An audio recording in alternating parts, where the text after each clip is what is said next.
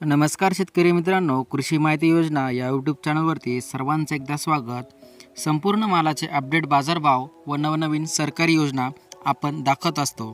तरी चॅनलला सबस्क्राईब केलं नसेल तर लगेच सबस्क्राईब करा। तर चला आजचे आपण अपडेट हरभरा बाजारभाव बघूया। पुणे येथील हरभऱ्याचा भाव आहे आजचा 8,400 रुपये क्विंटल।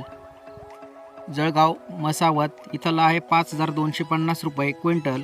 तुळजापूर 5,230 रुपये क्विंटल। कळमनुरी 5,400 रुपये क्विंटल।